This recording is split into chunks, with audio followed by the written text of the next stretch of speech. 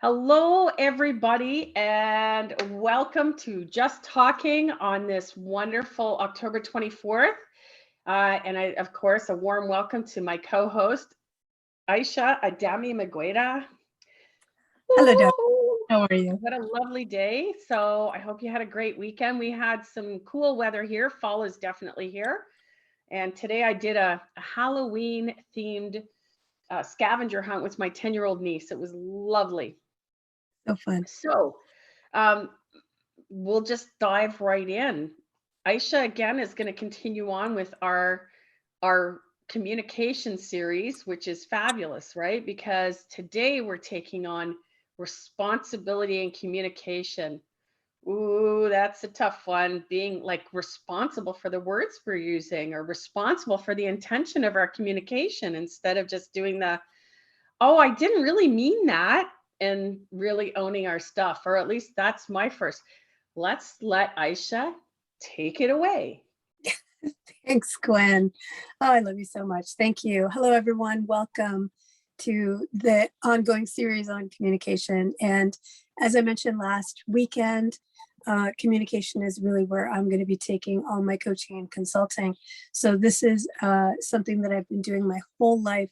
I've been a communicator. I've been communicating in various ways, written, verbal, public, private, music, every single way you can imagine. I'm one of those people that is in expression a lot of the time. So this is really my wheelhouse. It's my area of expertise. I'm so happy to be able to bring this to all of you. And if you have any questions, please put them in the comments or send me a DM. Gwenda and I can both answer, and we'd love to hear from you. So today we're going to be talking about responsibility and communication. Last week, we talked about clarity. This week, it's responsibility. And Gwen, you raise a really good point, which is that people often feel like, I don't know how to take responsibility in my communication. Like, what does that even mean, right? So I'm going to break it down for you. I'm going to make it really easy. So there are three elements of responsibility in communication. The first one is to be present. The second one is to have integrity. And the third one is to own your words and own your choices. So it's really simple. This is not a complicated process. And sometimes we get caught up in over-explaining or just really trying to get stuff out. And the reason why is because we haven't really taken the time to get the clarity, which is what we talked about last week, so that we can express ourselves in ways that we can be seen and heard, and also that we can create that space for other people to be seen and heard. So I'm just going to talk a little bit about each one of these tools, each one of these skills, and then we'll kind of circle back to the whole thing at the very end.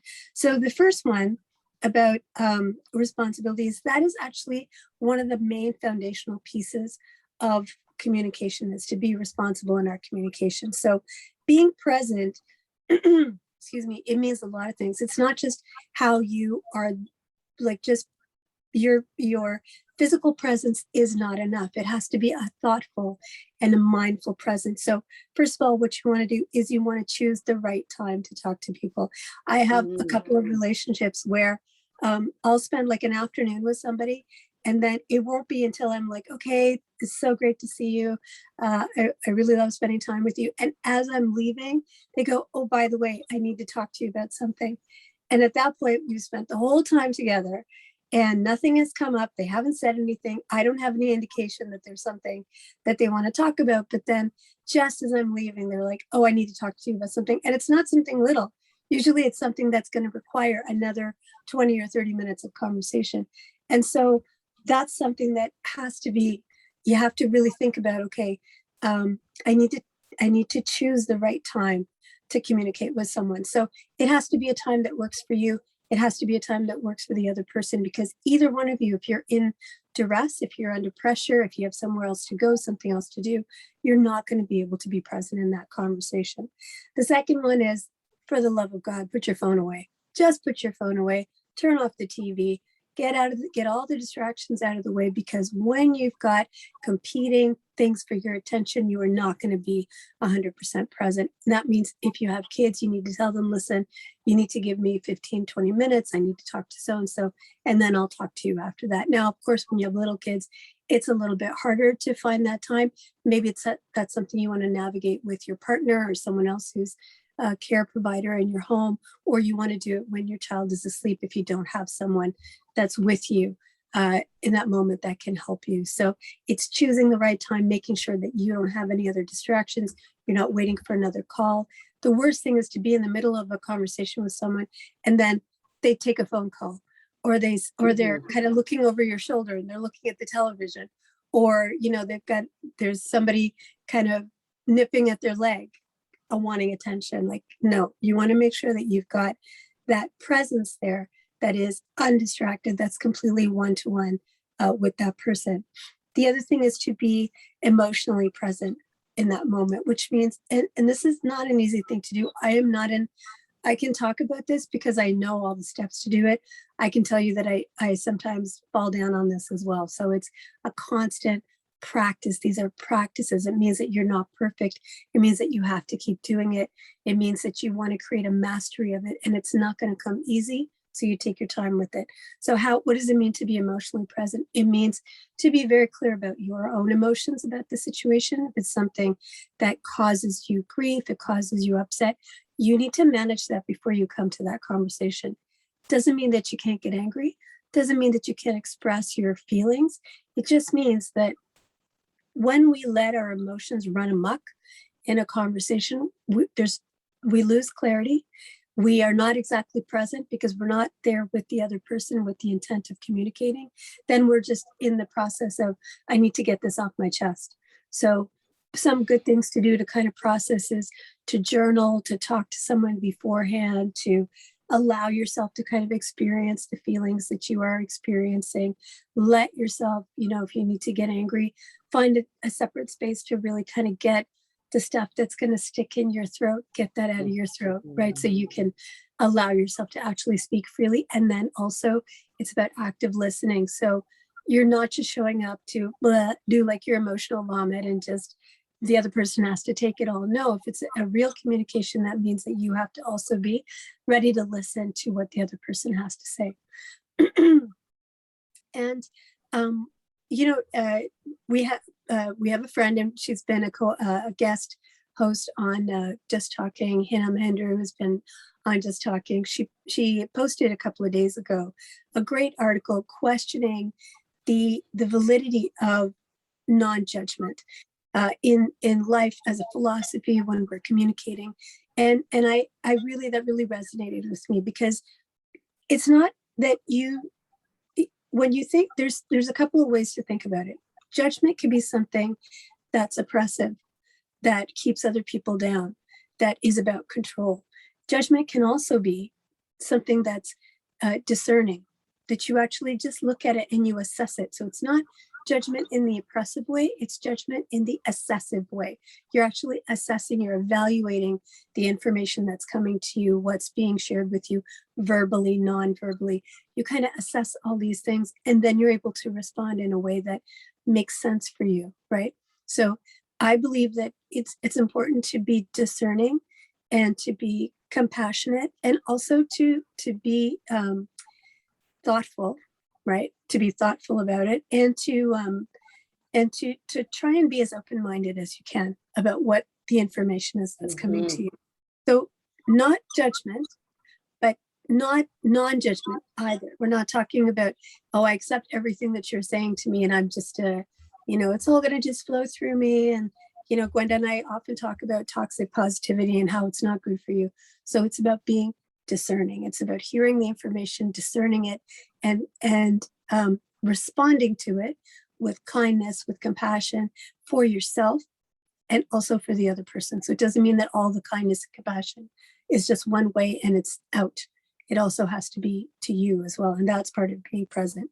You also want to be able to ask questions, because somebody might say something, and if you have baggage with this person, if you have a history with this person, and they say something to you, you may not hear it. Now, we talked about this a little bit last week about the difference between relational disconnect and outcome disconnect, right? So they might be saying something, you might be hearing it differently because of the kind of relationship that you have and the kind of interaction that you share with them.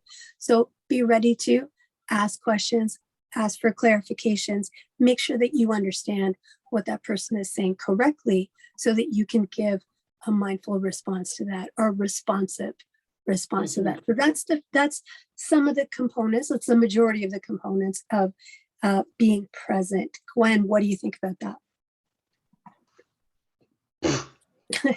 Gorgeous, beautiful. So much to unpack.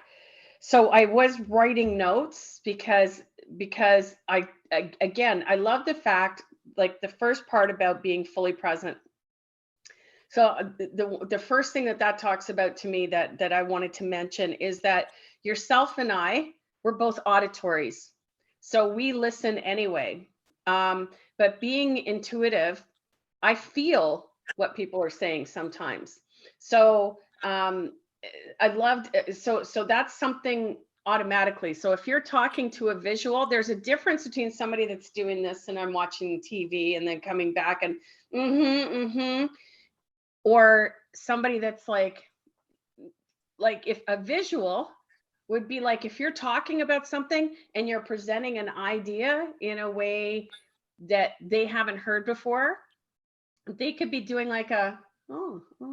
So it's really important, not necessarily to know all of our different modalities, but there's a difference between having actually being present and listening so that you can engage back in the conversation. Because and I loved the part where it's like you're with somebody for 2 hours and at the end of the 2 hours they bring up something. So a lot of this is our personal stuff. Maybe you're scared of rejection, you're scared because for you to actually speak your truth could be a huge part. But when you're on the receiving end of that too, and this is the thing that I like about in the fact that this is your responsibility in the relationship, whatever the relationship is. And one prime example is this one woman. Once I was a trainer and a troubleshooter. So I wouldn't necessarily have a schedule. I would just go, I would get phone calls from different people and I would put them in order of importance. And by the time I came to this one woman, because I knew that, but she had the courage, like for her to turn to me and go, I think it's because you don't like me. And it was along those lines. And so I looked at her, and again, I was fully present with her because I had done all the rest of them so that when I was with her, I could be present. And that's what I tried to do with everybody. And I said, well, thank you for sharing. I know that's hard for you. And that changed our relationship. That was a business relationship. Imagine your kids, your sibling, your friend that's trying to say something that they've never said to anybody else. And what does that mean for you to create enough safety that people can use their voice, even if it's the first time they've done it? And so I think that part was just amazing. Like the whole point about being not only emotionally present, integrity, that when you are with that person, whoever it is, I'm the worst with the phone. Absolutely. So I literally will turn it over. I won't take it out of my little wallet, but I know that I'm bad at that. That's one of my worst distractions. And then getting into the kids, you set behavior for them to model, right? You're setting that behavior to say, you know what, I'm going to spend time with, and we do this. My sister and I, we do that with my niece. She's an only child. I'm the one that plays, but it's like, I'm talking to your mom now because your mom's my sister. And, we have a relationship too. And then I'll come and we'll play together. So it's also about saying that you both matter to me. You all matter to me. So there's only one of me. So let's do this where I'm going to spend 20 minutes here, then I'm going to come over here. And that's not even in like a business or a spouse relationship. That's just, when dealing with children, right? Is that you want to also be able to model that behavior. And for the last part is about the non-judgment. I loved that article as well. And one of the things that I love most about that is the whole premise of understanding, creating a safe space for people to say whatever it is that they feel, because your feeling is valid. My feeling is valid. If I love you or care about you, I want you to tell me anything, whether it ouches or not. You know, maybe it'll sting sometimes. But then the other part of it is like, and by that I mean, like, again, I'm very direct sometimes. I'm going to use that woman at work where, you know, I literally, you know, I could have said, "Oh, you're full of it," or I could have just ignored it. But I didn't want to do that because it's like, that's not how I feel. That's not how I think. But if this is how you feel, then I just need you to know I'm here to support everybody in this building. It's not just you. But it was like, you know, I could have made all the judgments about her, and I did make a judgment about the importance of the things she was calling about. I did. And that was discerning to the job that I was doing and being able to take my time and allocate it. Sometimes most of the time I hit the mark, sometimes I wouldn't. And if people were frustrated because they had to wait for me, I understand that that could be challenging too. So I think it's important to, especially with the non-judgment, is to understand that we all have our own agendas and we all have our own schedules. And it's when we forget to bring that in from other people. Like, again, I know once recently I had a conversation with somebody and what they said was a surprise to me. And it hurt.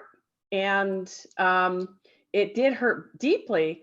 But then again, on the other hand, so by the time we had the conversation, and this is getting to the point where when something happens, make time to at least have a conversation to resolve it, or at least don't leave it festering, right? If you care enough about somebody, give them time, schedule time. So we did that. And when it came to that, I heard her out and everything that she said. And then at the end, I brought in my own to say, so I don't understand how you could come to this.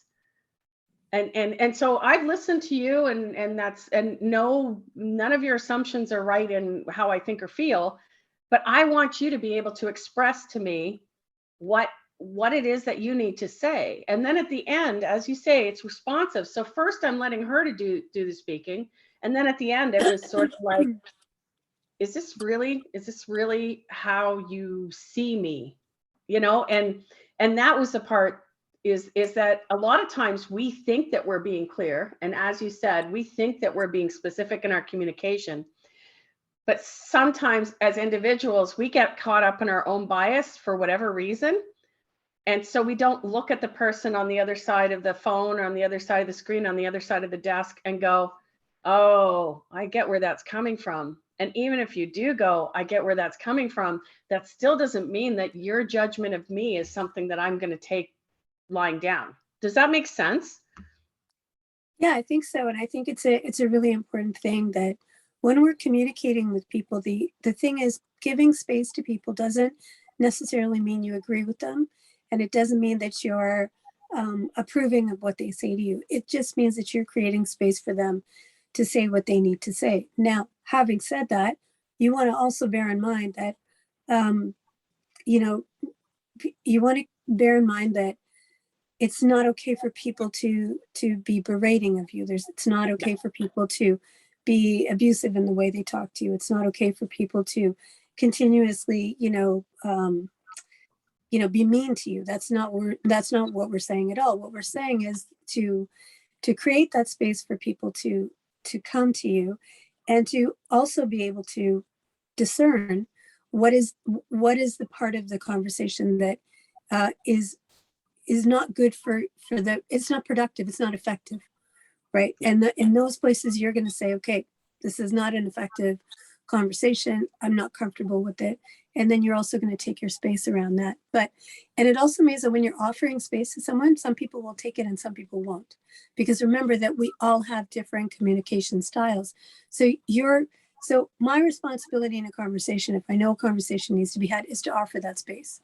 Yeah. And if the other person does not want to take it, does not want to take it now, doesn't know how to take it, is afraid to take it, that's not something that I can take on. You can Absolutely. you can provide a space, you can offer a space, you can offer, if are you more comfortable if we talk about how to have this conversation? You can offer those kinds of things in a way to navigate with people, but you can't control it. And it's not your job to make everything okay for everybody. Your job is to come to it openly with an open mind, to be responsible, to be clear, and to take care of your own emotions and your own choices. That's it, right? You can't control what's happening on the other end.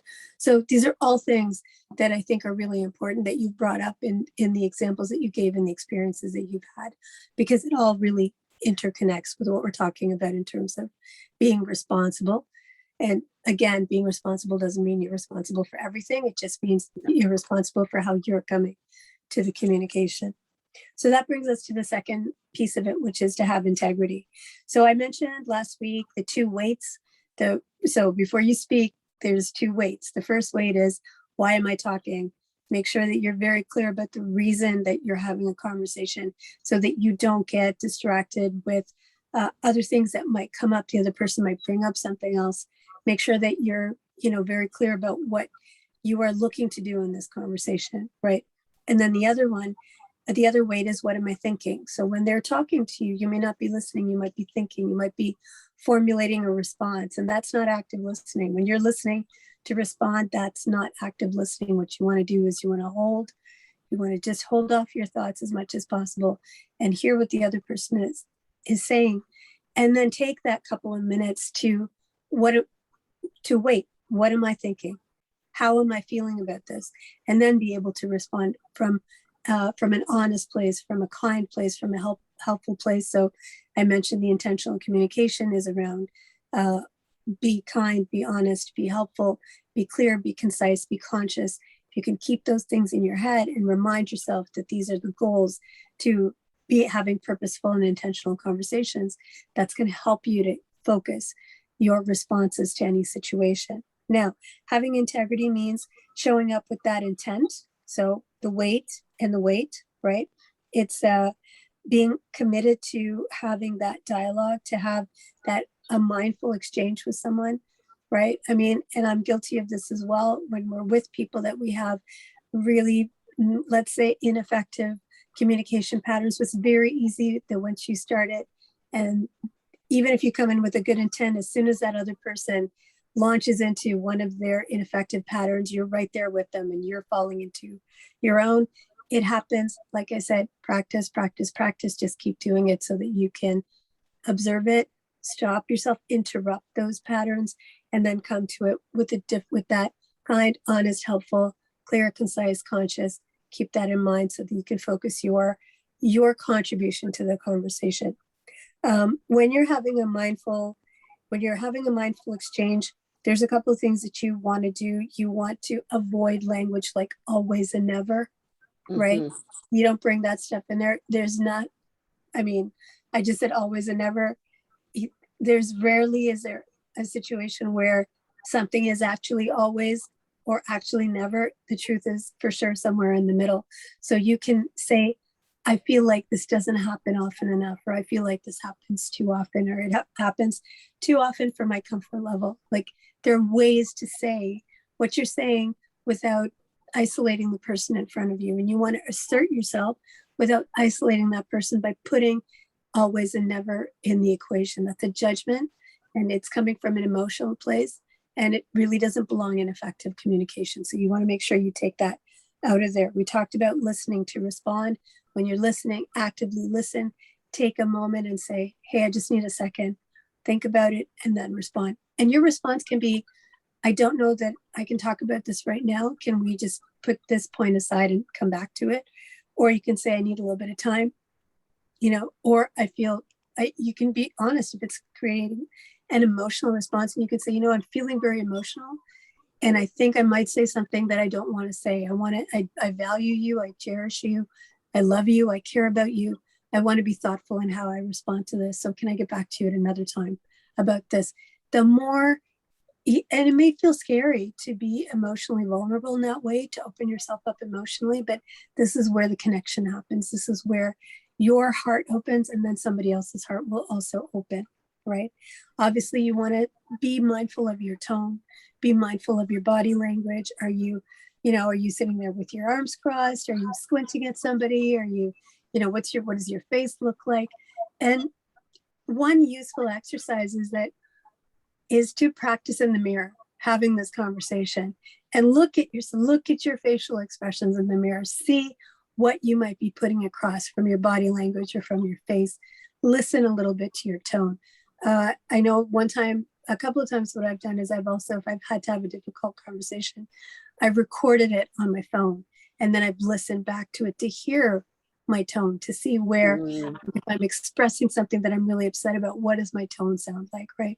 So these are all things about understanding our own communication patterns. So having integrity means that you're taking responsibility for how you're showing up in that moment. What is the language you're using?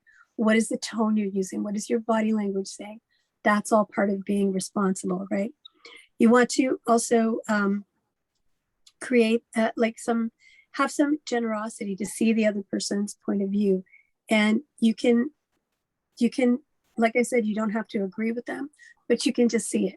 Like you can say, I like just what you said before, Gwenda, which is, I get where you're coming from. That's all you have to say. I get it. I get what you're saying. And I get where you're coming from. And sometimes when you say, I understand, or I know how you feel, or I've been there too, we don't.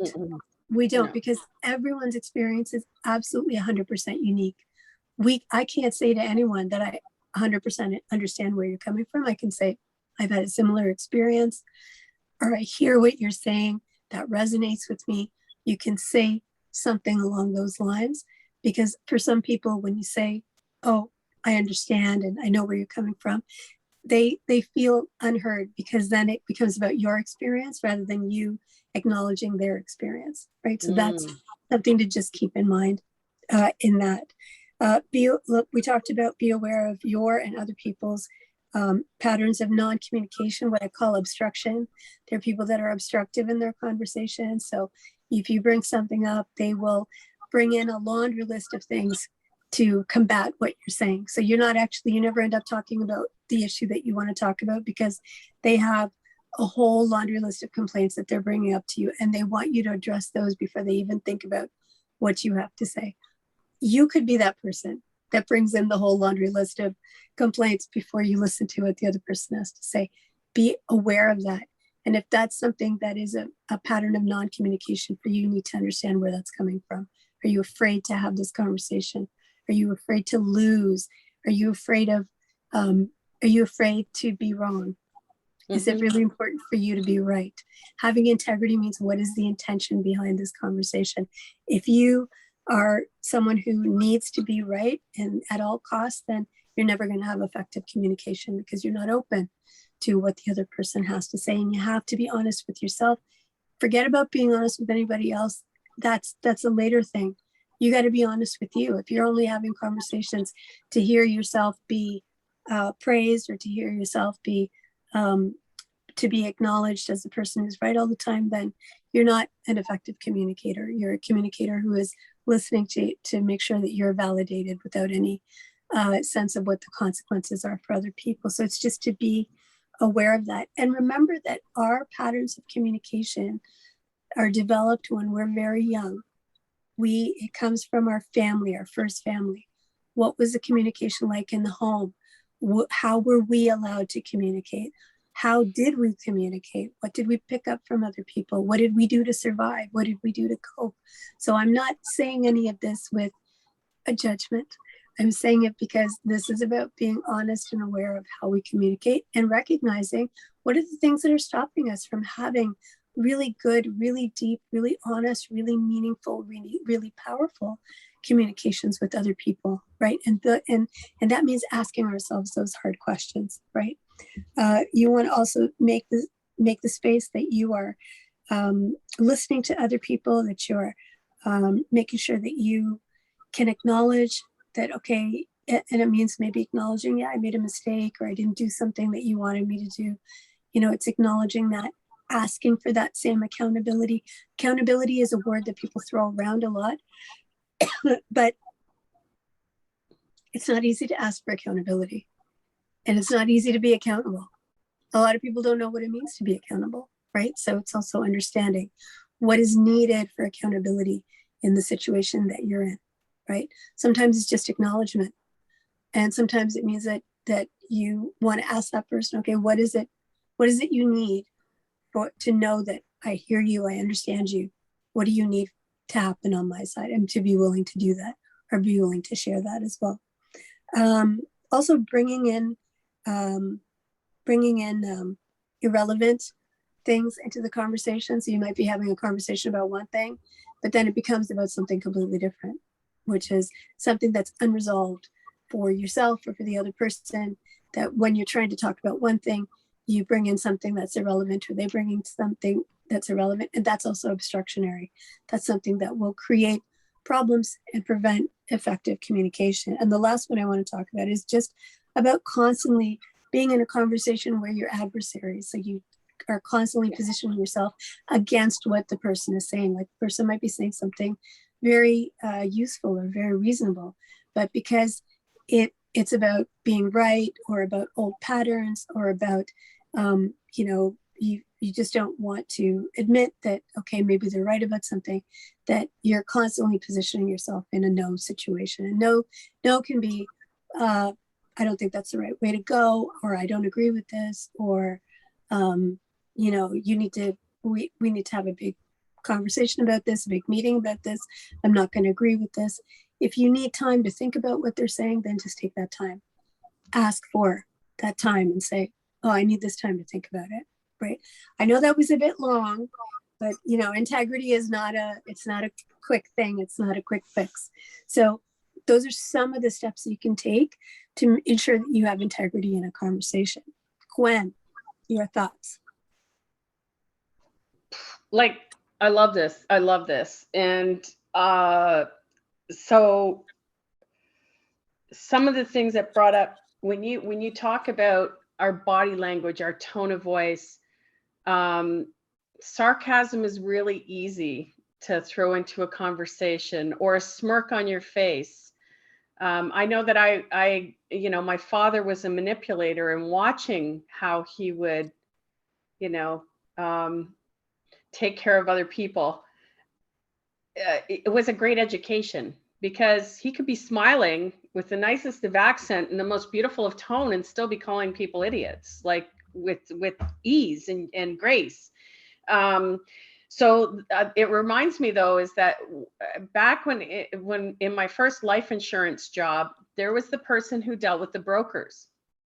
And brokers, it's customer service. That's all, the biggest customer service. And she had a mirror that was right next to her face as she was talking on the phone. And she would be looking in the mirror, and then she'd be like smiling when she was saying stuff. And, oh, yes. And that's because it comes through in your voice.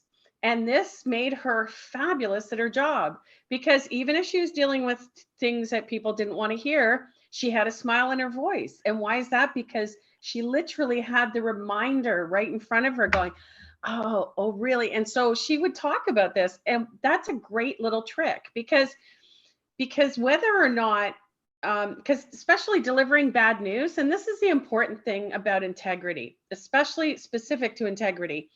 If you have to be reporting the news, I do it a joke, oh, I'm just reporting the news. So when you're delivering a message that is not necessarily going to be welcomed, the whole thing about communication is it's two sides. Even if somebody is telling you something that's not very nice, you have to still be open enough to say, is there something in this communication that's still valuable to me as a business person, as in a relationship, as in a friendship, as a parent, as a child of an aging parent, like any number of these things. We still, people may not be able to deliver it with the perfection that people that work on that can, but it doesn't mean that they have any less level of importance in the world. They're still entitled to their opinion. And so one of the things that I like to do sometimes, especially when it's something that it is sort of thorny, if somebody gives I'm going to use the word diatribe, I don't mean it, they've just done their their talk, whatever it is, and you're listening. And this is mostly, I would say, also, I find this in my grief work, that, and there's a particular instance where, a diagnosis has come on and it's like, oh, this is what I feel, blah, blah, blah. And they're going on. And so at the end of that, I've listened to what they said. How can I help you? So what is it that you want from me? So that's getting back to the clarity and conversation. And that's also, you want to keep, you're on the other side of this. They might be bringing stuff because they don't know what's important yet. So they might be throwing the kitchen sink in there, and you can take it, but it's not up to me to decide what the importance is of this conversation to the other person. And sometimes this is a way that if there are distractions where people are bringing in some other stuff, doesn't make sense. Like in the example that I'm giving, there's, okay, that, well, we heard this from this and this from this and this from this, and we're really confused and we don't really know. And so with that, again, it's asking, if you're not sure on what or how your feedback is to be framed, ask them. Take that second to say, what is it that you would like from me? And so how can I help? And sometimes, especially when I feel that I think I understand what they're asking for, it's still not up to me to put words in their mouth or thoughts in their head. It's like, I'm on the other side of this. You're trusting me with this information. How best can I help you with this?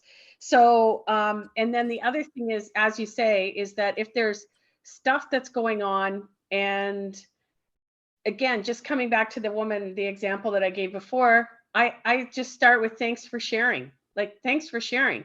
Because if you're doing this, the other thing too is a lot of times people are brusque. They're in positions, especially in the workplace. It's not personal. It's not about you, but they're getting lost in the shuffle too, right? So it's just important to sort of say, thanks for sharing. And then again, I'll have to think about that and get back to you. But neither of those statements are being,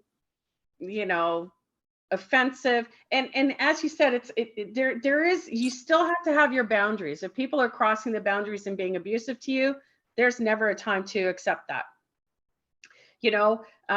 Especially if you're on a phone call and somebody's yelling at you, say, please, this communication isn't going to help us. And it's true, because it's not going to help anybody. If they're just going to be angry to be angry, it's like, what is it that you want out of this conversation? And can I give that to you? And if I can't, then we're just going to both end this conversation, because it's not helping either of us, right? But there's ways that you can acknowledge the fact that somebody else is entitled to their own opinion without putting people down or demeaning them in any way. I hope that makes sense. But that's my 2 cents with the integrity part, because I think it's really important to say, how is it? I know that I'm very direct sometimes, and I know that certain people sometimes, especially if I'm in a rush and I've got a lot of things on the plate, that I can be very direct. And I know that sometimes people may or may not like that, or may or may not take that. But that's also, I cannot change who I am to make sure everybody else is okay. And if you've known me for longer than 5 minutes, hopefully you know that about me. And that was probably one of the biggest understandings when it came to communication. I know when I'm going off on a tangent sometimes, and I go, okay, hold on, I'm coming back to my point.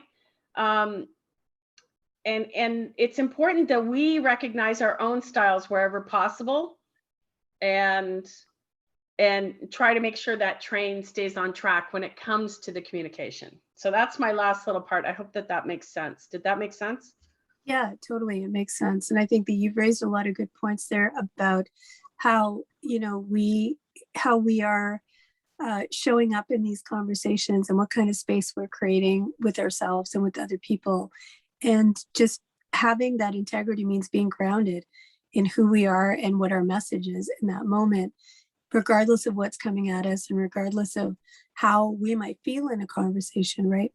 And so coming back to what, some of the things that you were saying, it is important to also just be able to recognize, what am I feeling in this moment? And if you need to take that break, if you need to take that kind of separation from what's happening, that to be able to say, you know what, I think I just need to I need a little time to think. I need to step away from this conversation and I'll come back to it. So it's recognizing that, you know, part of the thing around the conversation is that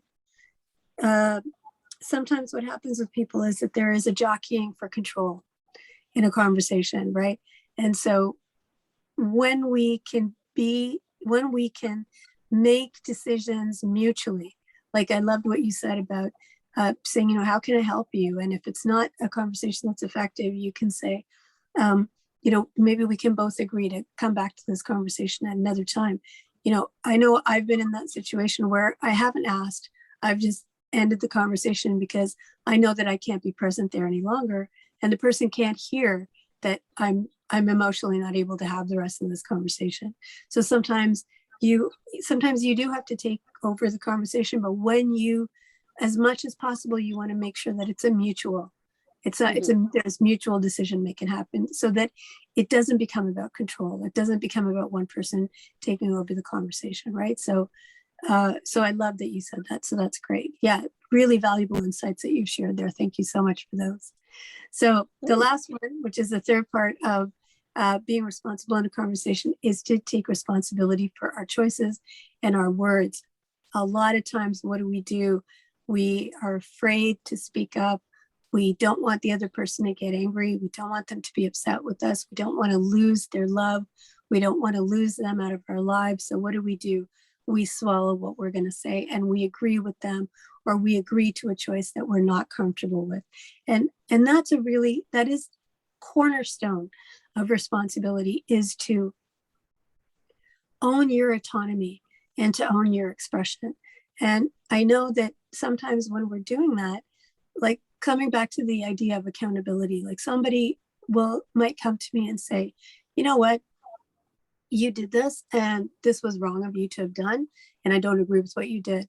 And I can say, yep, I understand where you're coming from. Thank you for sharing that. I made that decision based on the information that I had and what the outcome was that I needed to happen. And so I understand that it's not a choice that you would make, but it's a choice that I made.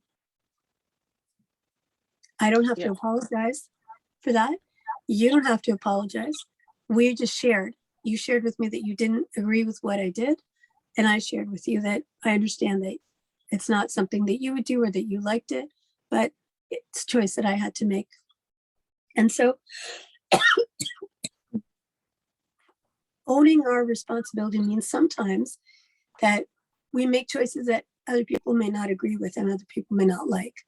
And sometimes they don't always have the desired effect. Maybe you made a choice based on the information that you had. And maybe in retrospect, you might think that you made a mistake. But it's okay for you to make the choices that make sense for you, that resonate with you, that you think are good choices for you, even if ultimately they don't have the outcome that you might think that they would have. And you don't have to necessarily apologize. If you've hurt someone in the process and you feel badly about that, of course, you're going to apologize to them. You can do that proactively. Or if they come to you, you didn't know that you hurt them.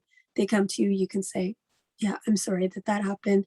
And I'm sorry that I hurt you. That wasn't my intention. You can say that.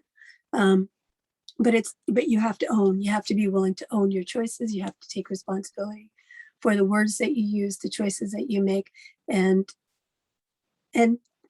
to be strong and to be able to do that, because that's part of our fundamental autonomy and our self-expression. If we don't do that, and if we say things like, well, so-and-so made me, or I didn't have any choice, or, what we're doing is we're giving up our power. We're giving up our autonomy, and that's disempowering for us. And we're going to talk about that more in the last week of communication, which is around self-communication. What are the negative things that we tell ourselves that disempower us and that stifle our own communication, right, with ourselves, and disempower us, and how that affects how we communicate with other people. It's very important for us to own our choices. Some choices are going to be good choices. Some choices are going to suck. That's life. That happens. It's okay. And when we take that time, then we cut ourselves some slack and we go, you know what? Yeah, I made a choice. It wasn't the best choice. I'm not happy with how that turned out. Okay, I've learned from it. And the next time I'll change and do it, and I'll do it better. Right. And that's all you need to do. It's not about beating yourself up. It's not about feeling, inadequate. It's not about measuring up to somebody else's expectations or our own expectations. We're here in life to learn, to grow, to make mistakes, to move on, and to continuously elevate ourselves. And we can't do that if we don't take responsibility for our own choices. Any choice that we make, it's ours.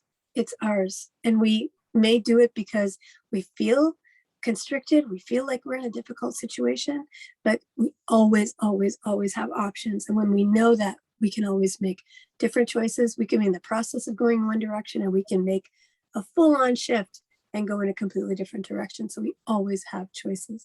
And when we take ownership of our choices, we learn to mean what we say and say what we mean. Because a lot of times what happens is, when we're unwilling to take responsibility for our choices, we say things that we don't mean, and we mean something that we're not actually saying. And so to bring those things into alignment, you have to be able to take responsibility for your choice and your words and your actions. What do you think, Gwen? Perfect. Again, this has just been just a diamond mine. This isn't just nuggets, diamonds, gold, all kinds.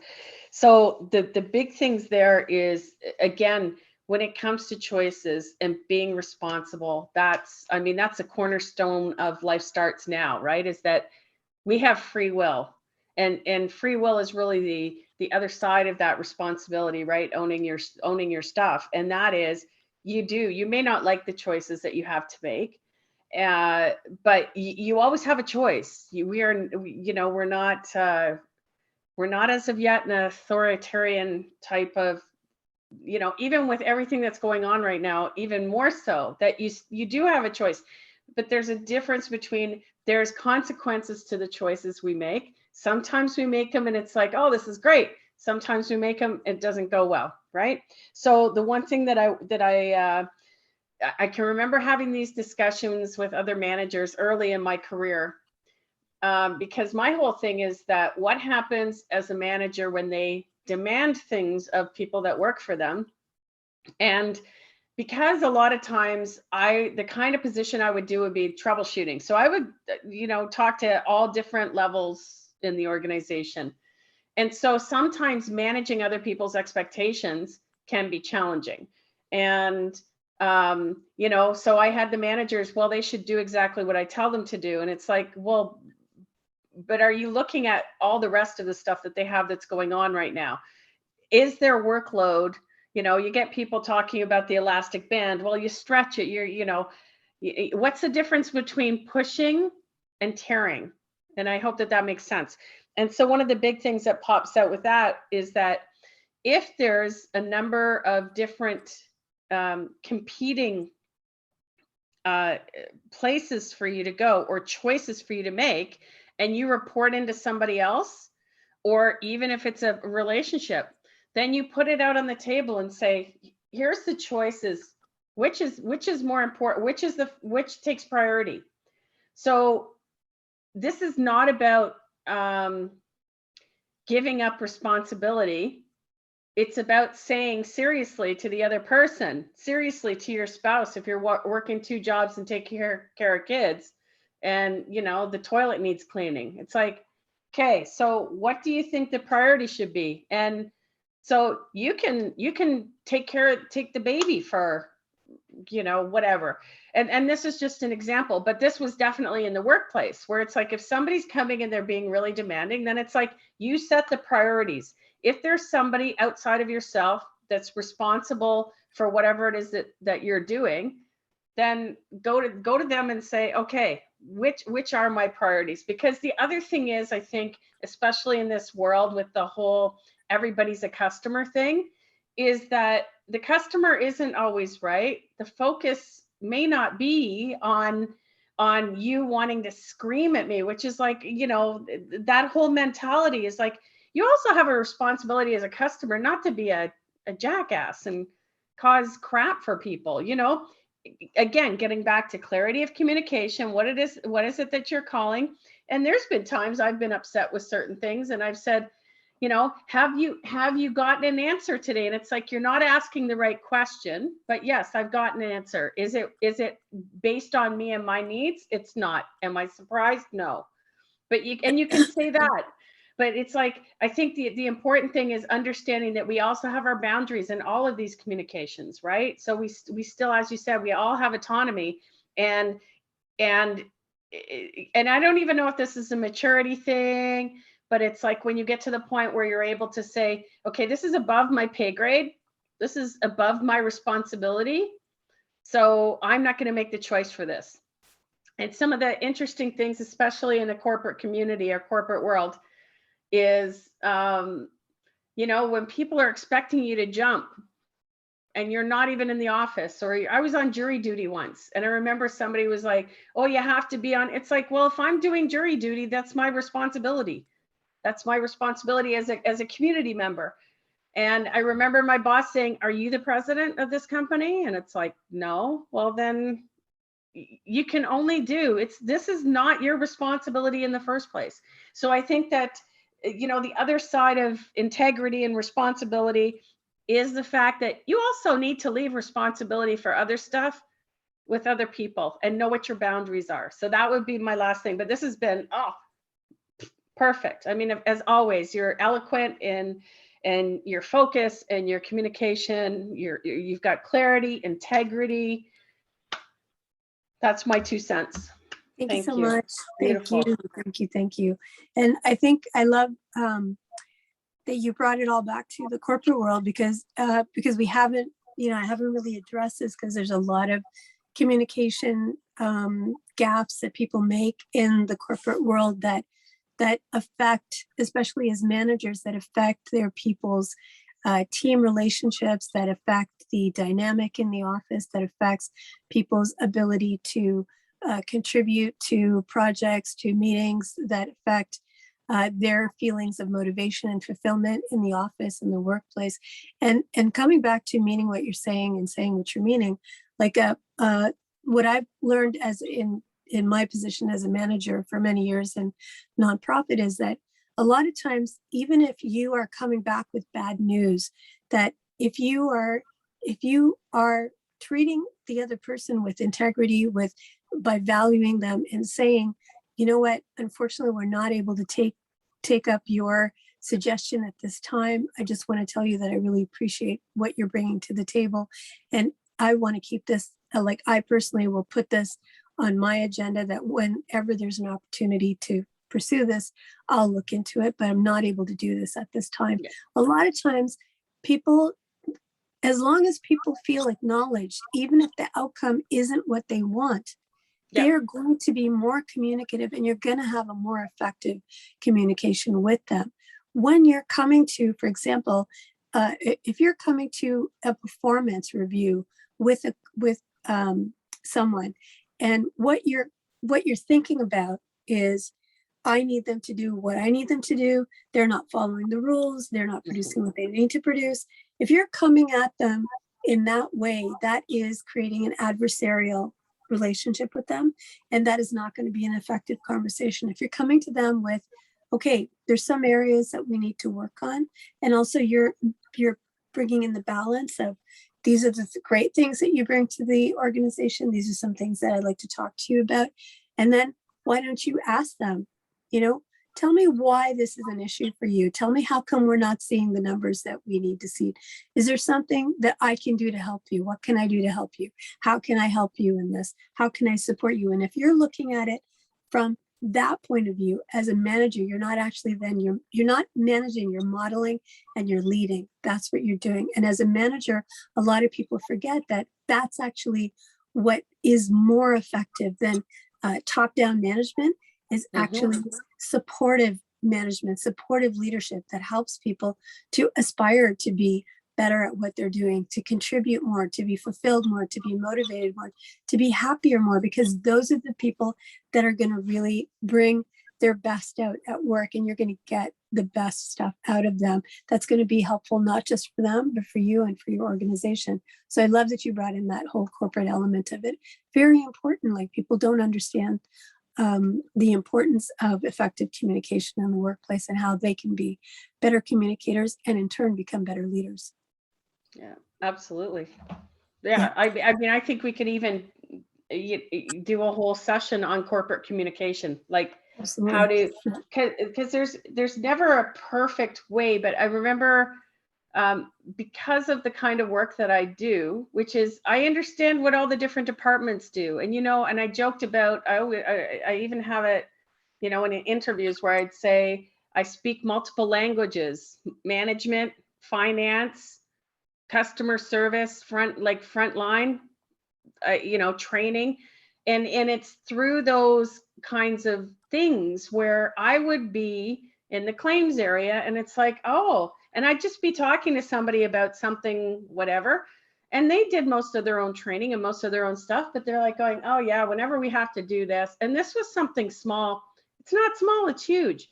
Yeah. You have an auto fleet that's in every single province. And so I was going, oh, and they go, yeah, for us, we have to drill into all these because we don't see that. And it's like, oh my gosh, are you kidding? That's got to be wasting hours. So what do? I go to the training manual and I implement X amount of thing at the front end. And that helps everything all the way through to the back end. And they're like, oh my God, that just saved us hours a week in being able to attach these claims. And this is and this isn't even like big decision making, but it's a fact of like, we get into our silos, we get it into our head. This is who I am. This is what I'm thinking of.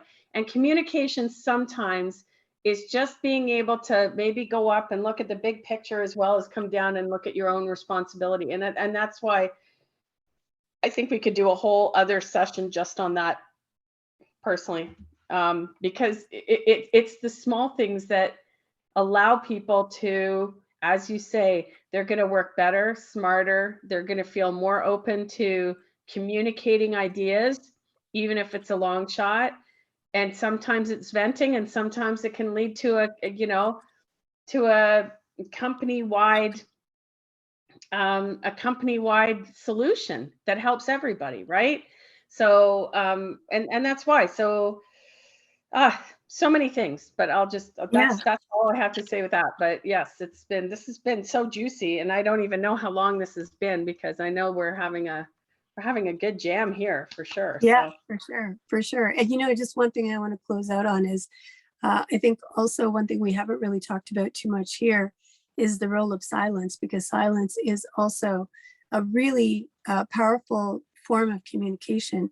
And when whether in your personal life or in your professional life, when you're exercising silence, you also have to be aware of everything that's motivating you to use that, and then what the impact of that is going to be.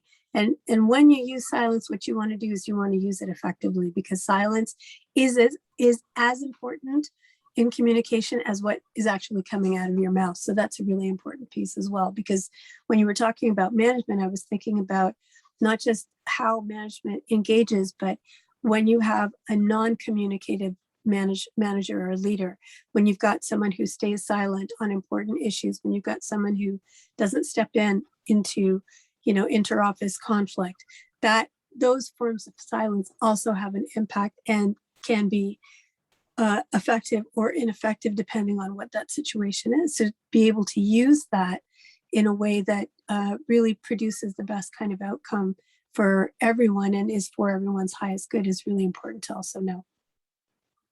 Exactly.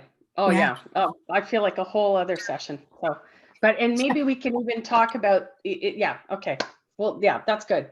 No, I'm just blown away and wonderful. I'm glad that these are recorded, and you can find them at Gwenda Lambert Life Starts Now YouTube channel as well. And Ayesha will be taking chunks of this because this is a good little recording. You got a lot of nuggets. Today's been awesome, just as last week was, right? So. Thank you so much. Thank you. I appreciate the space to share this stuff because it's so important. Yeah, thank you. And next week we've got Halloween, and we're going to be dressed up as your favorite. I don't know. We're going to see, or not. I don't know. I'll be dressed up because I do that. We can dress up. Yeah, we could definitely dress up. Just for fun. Look at her. Yeah. Ah! So, but next week, as you said, we're going to talk about the importance of self-communication, right? Yeah. That's right. We're going to talk about self-communication and all the ways that our internal dialogue affects our external interactions and communications, and also all the things that we hope for ourselves and how we pursue them. Like that internal dialogue, boy, it's the script of our life, and we have the ability to really edit and change it so that we're getting the most out of it all the time. It's the questions we ask the computer, right? It's That's right. the statements that it's the programming we're doing. So my That's right. my NLP spidey senses are going, oh, it's going to be great. So we might even have a parlor trick because it's Halloween, you know? Sure. So Absolutely. we'll do a trick or treat. Yes, that sounds great.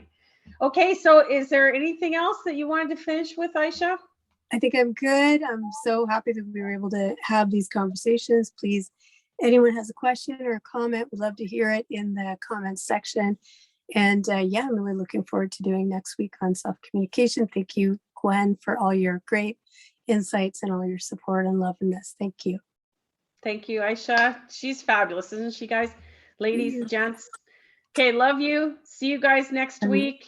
Have a great week. Enjoy Halloween. Get into the festive feeling. And remember, this is connection with our ancestors coming up this week, right? So if there's anybody that's no longer with you right now, now's the time to communicate with them. But this is not really for just talking. This is for another time. So we're signing off from Just Talking, and we'll see you next week. See you next week.